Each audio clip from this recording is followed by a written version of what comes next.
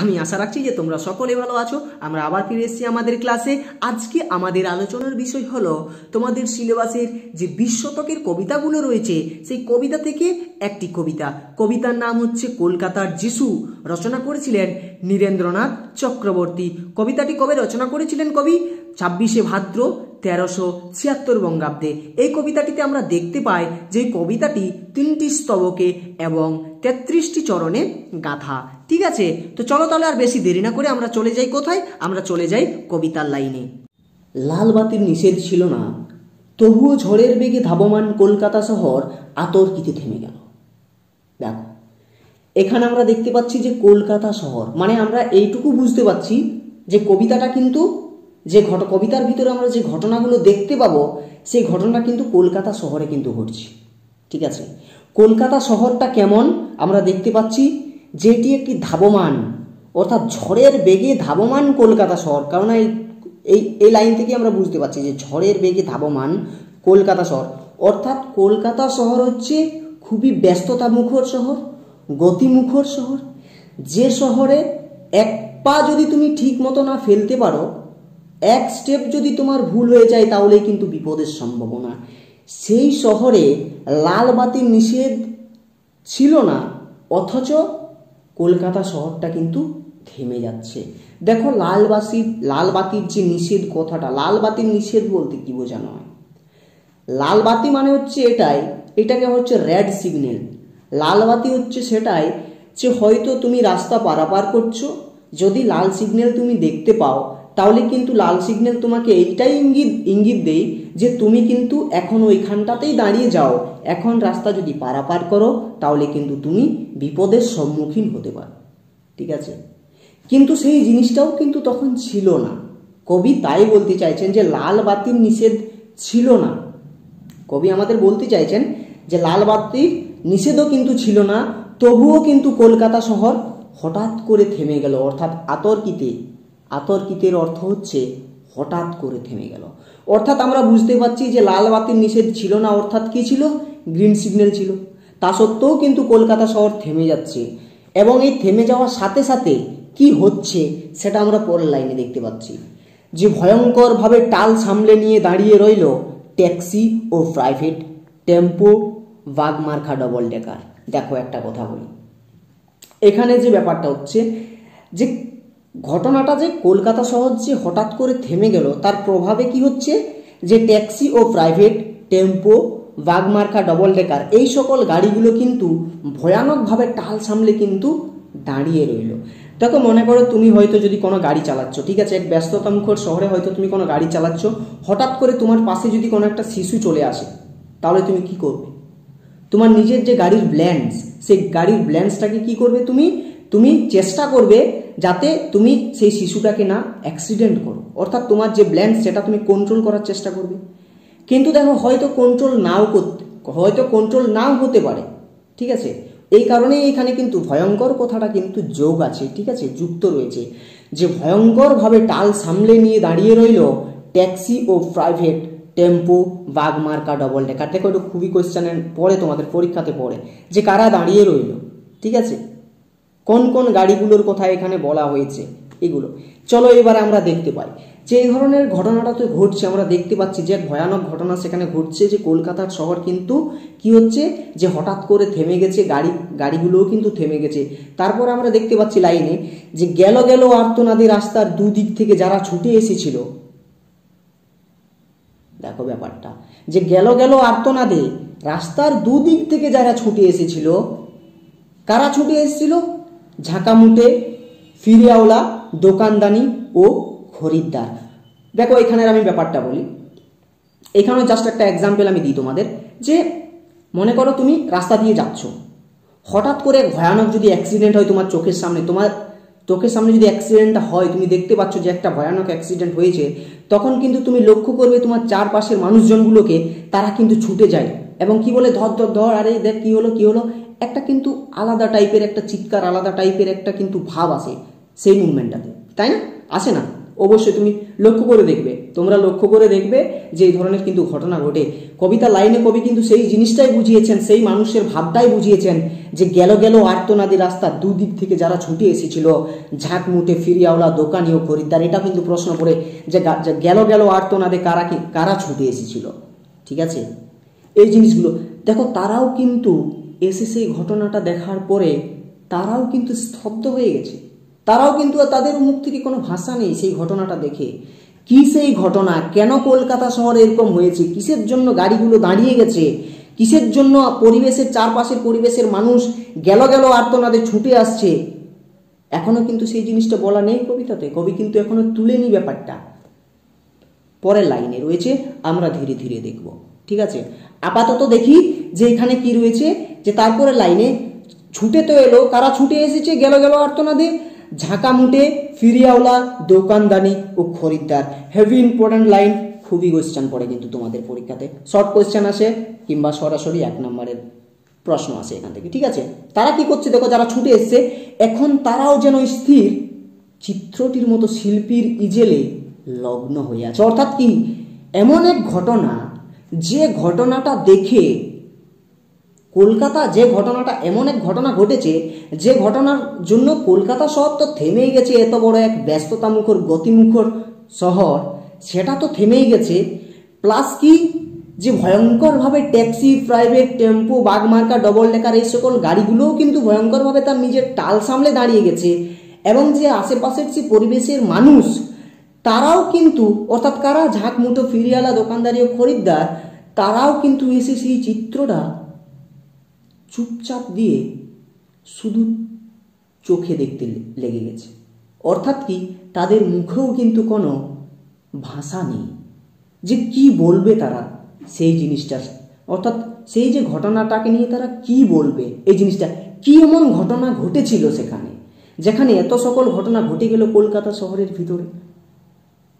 প্রশ্ন আসছে না মনের ভিতরে? অবশ্যই প্রশ্ন আসছে। চলো তাহলে দেখিনি আমরা পরের লাইনে কিন্তু রয়েছে যে কি ঘটনা ঘটেছিল যে কারণে কলকাতা এত বড় একটা ব্যস্ততামুখর পরিবেশ, ব্যস্ততাময় শহর আতর্কিতে থেমে যাচ্ছে। চলো আমরা দেখিনি। দেখো এখানে লাইনে রয়েছে যে স্তব্ধ হয়ে সবাই দেখছে, টালমাটাল পায়ে রাস্তার এক পার থেকে অন্য পারে হেঁটে চলে যায় সম্পূর্ণ এক উলঙ্গ শিশু। দেখো লাইনটা দেখো, স্তব্ধ হয়ে দেখছে, অর্থাৎ কি, যারা এসেছিল সেই যে গাড়ি, যারা ড্রাইভার, তারাও দেখছে, যারা ছুটে এসেছিল আর্তনাদ করে করে, চিৎকার করে করে, ঠিক আছে, তারাও কিন্তু দেখছে। তারা কি করছে, স্তব্ধ হয়ে দেখছে। প্রত্যেকটা মানুষ দেখছে, আশেপাশের যে পরিবেশ রয়েছে, আশেপাশে পরিবেশে যতজন মানুষ রয়েছে প্রত্যেকটা মানুষই দেখছে।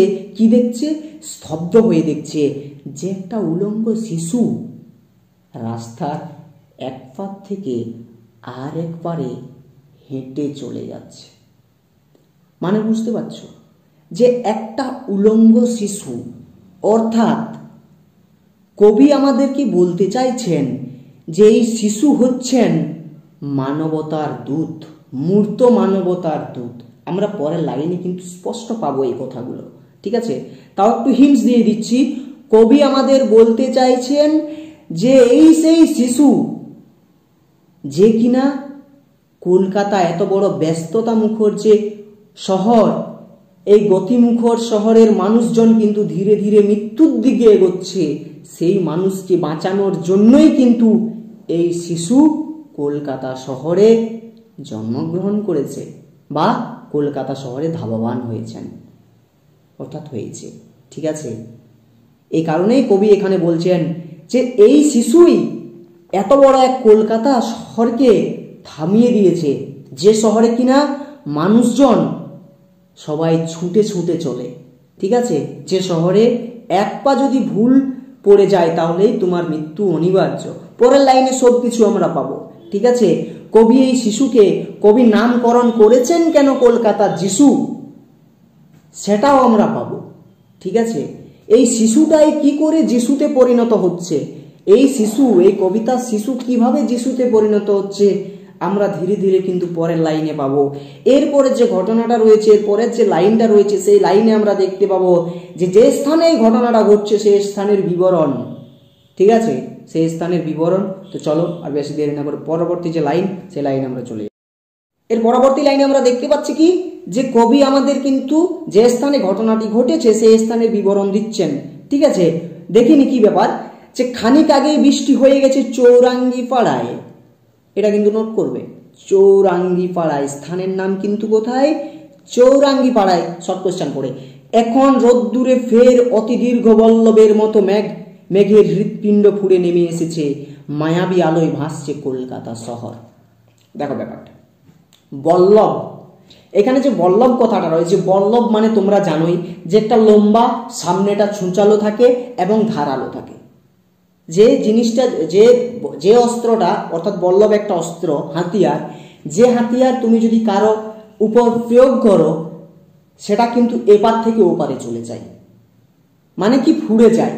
এখানে সেটাই রয়েছে যে খানিক আগেই বৃষ্টি হয়েছে চৌরাঙ্গি পাড়ায়, অর্থাৎ কবি বলতে চাইছেন যে চৌরাঙ্গি পাড়া এতক্ষণ অবধি, শিশুটি আসার আগে অবধি অন্ধকারে পরিপূর্ণ ছিল।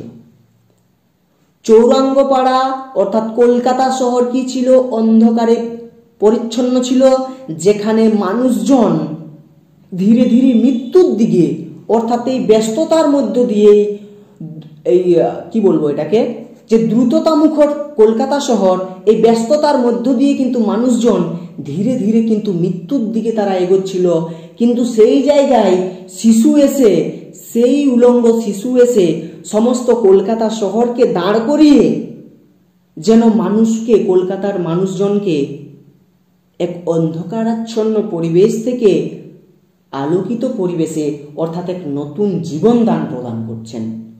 এখানে সেটাই রোদ্দুরে, অর্থাৎ এখানে রোদ্দুরে অর্থাৎ হচ্ছে আলোক, আলোকিত, অর্থাৎ কি, যে অন্ধকার থেকে কলকাতা শহর ধীরে ধীরে শিশুটি আসার পর কিন্তু আলোতে পরিপূর্ণ হচ্ছে, অর্থাৎ এক একটা মানুষজনকে জীবনে বাঁচার এক নতুন দিশা প্রদান করছে।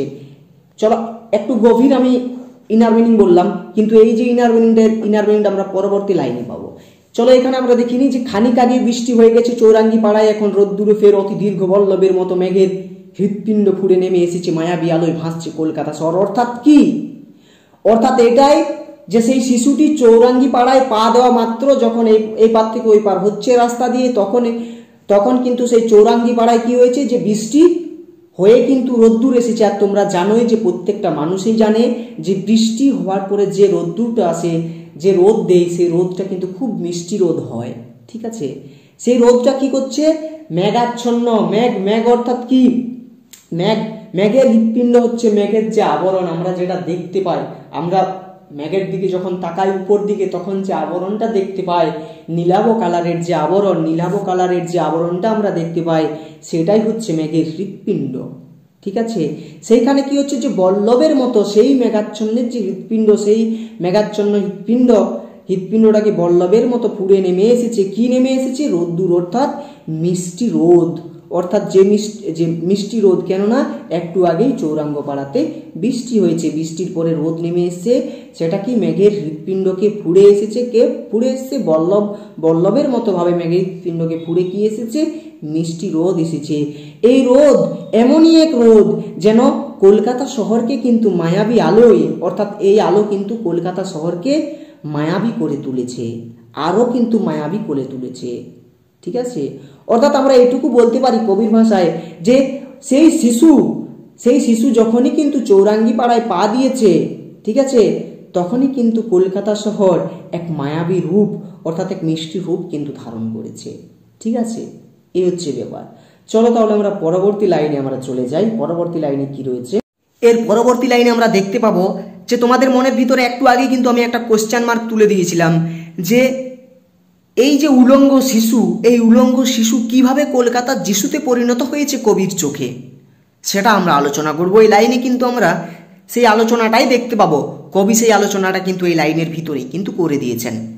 চলো তাহলে আমরা দেখিনি। লাইন রয়েছে যে স্টেটবাসীর জানলায় মুখ রেখে একবার আকাশ দেখি, একবার তোমাকে, ভিখারি মায়ের শিশু, কলকাতার যিশু, সমস্ত ট্রাফিক তুমি মন্ত্র বলে থামিয়ে দিয়েছ। দেখো ব্যাপারটা কি, যে আমরা জানি যে কলকাতার পরিবেশ কেমন পরিবেশ, কলকাতার পরিবেশ আমরা দেখেছি কবিতাতে, একটু আগে আমরা পড়েছি লাইন, সেই লাইনে লেখা ছিল যে কলকাতা হচ্ছে ব্যস্ততা মুখর পরিবেশ, গতিমুখর পরিবেশ। এই পরিবেশে মানুষজন খুবই ব্যস্ত, যেখানে বেঁচে থাকা আর মরে যাওয়ার ভিতরে কিন্তু কোনো পার্থক্য নেই। এখানে যদি তুমি একটু ভুল পদক্ষেপ উঠাও, একটু ভুল পদক্ষেপ নিয়ে নাও এই ব্যস্ততা মুখর কলকাতা শহরে, তাহলেই কিন্তু তোমার জীবন এখন মর্ত পৃথিবীতে রয়েছে, পরে কিন্তু উপরেও কিন্তু চলে যাওয়ার সম্ভাবনা থাকতে পারে যদি তুমি ভুল পদক্ষেপ উঠিয়ে ফেলো। তো আমরা কবি দেখতে পাচ্ছি যে কবি এই ধরনের পরিবেশ দেখে কিন্তু ইতস্তত বোধ করছেন, কবি বিরক্তি হয়ে গেছেন এই ধরনের পরিবেশ দেখে দেখে। কিন্তু সেই তখনই কিন্তু কবির সাথে সাক্ষাৎ হচ্ছে এই কলকাতার যিশু, অর্থাৎ এই শিশু, এই একটি শিশুর সাথেই সেই মুভমেন্টটাতে কিন্তু কবির সাথে সাক্ষাৎ হচ্ছে। যখন এই কলকাতার পরিবেশ দেখে দেখে কবি বিরক্তি হয়ে গেছেন, কবি অস্বস্তি বোধ করছেন, সেই সময় কিন্তু সাক্ষাৎ হচ্ছে এই যিশুর সাথে। দেখো কি বলছে কবিতার লাইনে, যে স্টেট বাসের জানলায় মুখ রেখে একবার আকাশ দেখি, একবার তোমাকে ভিখারি মায়ের শিশু কলকাতার যিশু। অর্থাৎ কি, তিনি স্টেট বাসে তিনি চেপেছেন, অর্থাৎ কোথাও তিনি যাচ্ছেন, কলকাতা শহর হয়তো ঘোরাঘুরি করছেন। তখন তিনি জানলাতে মুখ রেখে তিনি জানলাতে মুখ রেখেছেন এবং তিনি একবার আকাশের দিকে তাকাচ্ছেন, একবার তোমাকে। অর্থাৎ কাকে? সেই শিশুকে, যে কিনা সমস্ত কলকাতা শহরকে থামিয়ে দিয়েছে, যে কিনা এক একটা পরিবেশের মুহূর্তকে চেঞ্জ করে দিয়েছে। যে পরিবেশ ছিল ব্যস্ততার মুখর, যে পরিবেশ ছিল গতিমুখর, সেই পরিবেশকে কিন্তু হঠাৎ করে আতর্কিতে সে থামিয়ে দিয়েছে। এই ঘটনাটা দেখে কিন্তু কবি একবার সেই শিশুকে দেখছেন এবং একবার আকাশ দেখছেন। চলো এবারে দেখি যে ব্যাপার কি, যে সমস্ত ট্রাফিক তুমি মন্ত্র বলে থামিয়ে দিয়েছ। অর্থাৎ কি, সেই শিশু অর্থাৎ মানব মূর্তের প্রতীক, সেই শিশু হচ্ছে নারায়ণের প্রতীক। কেমন নারায়ণ সে? এই যে ব্যস্ততা মুখর কলকাতা শহর, যে কলকাতা শহর এর মানুষজন দিনের পর দিন কিন্তু মৃত্যুর দিকে এগোচ্ছিল, সেই মানুষজনকে কিন্তু এই শিশুই জীবনদান করেছেন, নতুনভাবে বাঁচার এক আশা দিচ্ছে। এখানে কলকাতা যিশুর বলার কারণ এই কারণেই, যীশুখ্রিস্ট যেমন মানব জীবনের, যীশুখ্রিস্ট যেমন সমাজের জন্য বহু কিছু করেছেন, যীশুখ্রিস্ট যেমন মানব সমাজকে এক আশার আলো দেখিয়েছে, ঠিক সেই তেমনিই কবিরও মনে হয়েছে, কবিও মনে করছেন যে এই শিশুই, এই ভিখারি মায়ের শিশুই কিন্তু কলকাতার মানুষজনকে আলো দেখাবে। তাই তাই এই কবির কাছে এই শিশু আর শিশু না থেকে এই শিশু হয়ে গেছেন নারায়ণ, এই শিশু হয়ে গেছেন মানব মর্তের প্রতীক, যে কিনা এক পবিত্র শিশু। সেই শিশু পরিবর্তে কি হয়ে গেছে? সে শিশু না থেকে সে হয়ে গেছে কলকাতার যিশু। তাই কবি নামকরণ করেছেন এখানে কলকাতার যিশু কবিতাটি। চলো পরবর্তী লাইন আবার রয়েছে, পরবর্তী লাইনে কি রয়েছে সেটা। এই লাইনে আমরা কি দেখতে পাচ্ছি, যে জনতার আর্তনাশে অহিষ্ণু ড্রাইভারের দাঁতের ঘষ্টানি, কিছুতেই ভ্রুক্ষেপ নেই, দুদিকে উদ্যত মৃত্যু, তুমি তার মাঝখান দিয়ে টলতে টলতে হেঁটে যাও। কবি এটাই দেখছেন, কবি বলতে চাইছেন যে কলকাতা, যে ব্যস্ততা মুখর শহরে পলক ফেলার সময় নেই, চোখের পলক ফেলার সময় নেই, যে কলকাতা শহরে একটু যদি ভুল হয়ে যায় পা ফেলতে, তাহলেই সেখানে মৃত্যু অনিবার্য। তুমি সেই রকম পরিবেশে কি করছো? তুমি তার মাঝখান দিয়ে টলতে টলতে হেঁটে যাচ্ছ। অর্থাৎ কি, কবি আমাদের বলতে চাইছেন যে কলকাতা, যে ব্যস্ততা মুখর পরিবেশে তুমি যেদিকেই যাও না কেন, চারিদিকেই ব্যস্ত, চারিদিকেই গাড়ি, চারিদিকেই ঘোড়া, চারিদিকেই কিন্তু বিপদ। যদি তুমি এক পা ভুল পদক্ষেপ ফেলো তো, আর তারই ব্যস্ততার মাঝখানে কিন্তু সেই শিশুটি, অর্থাৎ কবির ভাষায় ভিখারি মায়ের শিশু কলকাতার যিশু, সেই শিশুটি কি করছে? টলতে টলতে সেই মাঝখান দিয়ে টলতে টলতে কিন্তু হেঁটে যাচ্ছে। কবি বলতে চাইছেন এই শিশুই কিন্তু কলকাতা শহরে,